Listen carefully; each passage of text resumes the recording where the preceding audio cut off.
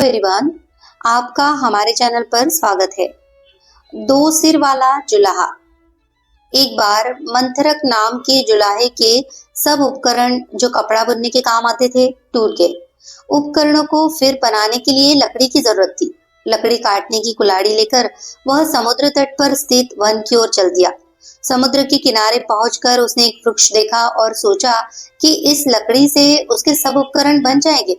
ये सोचकर वृक्ष के तने में वह कुल्हाड़ी मारने को ही था कि वृक्ष की शाखा पर बैठे हुए एक देव ने उसे कहा, मैं इस वृक्ष पर आनंद से रहता हूँ और समुद्र की शीतल हवा का आनंद लेता हूँ। तुम्हें इस वृक्ष को काटना उचित नहीं। दूसरे के सुख को छीनने वाला कभी सुखी नहीं होता। जुलाहे ने कहा, मैं भी लाचार हूँ। लकड़ी के बिना मेरे उपकरण नहीं बनेंगे, कपड़ा नहीं बुना जाएगा, जिससे मेरे कुटुंबी भूखे मर जाएंगे। इसीलिए अच्छा यही है कि तुम किसी और वृक्ष का आश्रय लो। मैं इस वृक्ष की शाखाएं काटने को विवश हूँ। देव ने कहा, मंत्रक, मैं तुम्हारे उत्तर से प्रसन्न हूँ। तुम कोई भी एक वर मांग लो, मैं उसे पूरा करूंगा।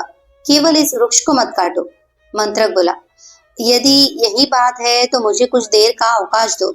मैं अभी घर जाकर अपनी पत्नी से और मित्र से सलाह करके तुमसे वर मांगूंगा। देव ने कहा, मैं तुम्हारी प्रतीक्षा करूंगा। गांव में पहुंचने के बाद मंत्रक की भेंट अपने एक मित्र नाई से हो गई। उसने उससे पूछा, मित्र, एक देव मुझे वरदान दे रहा है। मैं तुझसे पूछने आया हूँ कि कौन सा वरदान मांगा जाए।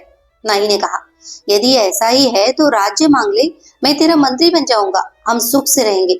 तब मंत्रक ने अपनी पत्नी से सलाह लेने के बाद वरदान का निश्चय करने की बात नाई से कही। नाई ने स्त्रियों के साथ ऐसी मंत्रणा करना नीति विरुद्ध बतलाया। उसने सम्मति दी कि स्त्रियां प्रायः स्वार्थपरायण होती है। अपने सुख साधन के अतिरिक्त उन्हें कुछ भी सूझ नहीं सकता। अपने पुत्र को भी जब वह प्यार करती है तो भविष्य में उसके द्वारा सुख की कामनाओं से ही करती है।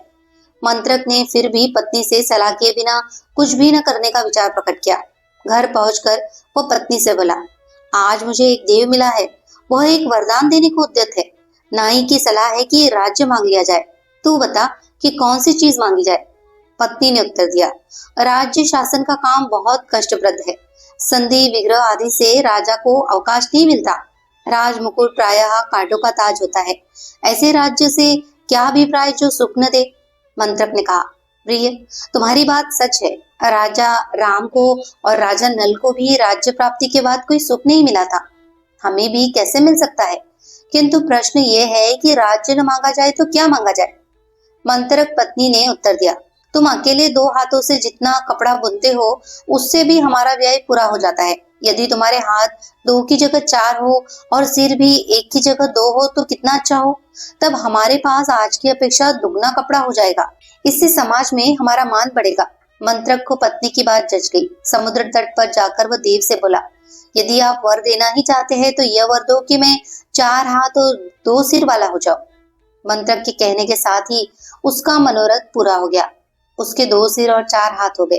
किंतु इस बदली हालत में जब वह गांव में आया तो लोगों ने उसे राक्षस समझ लिया और राक्षस राक्षस कहकर सब उस पर टूट पड़े। लोगों ने पत्थरों से इतना मारा कि वह मर गया।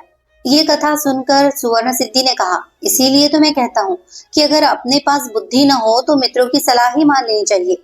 चक्रधर ने कहा, ठीक ही कहते हैं। असंभव की आशा और अनागत की चिंता में डूबे रहने वालों की दशा काल्पनिक सोम शर्मा के पिता जैसी होती है।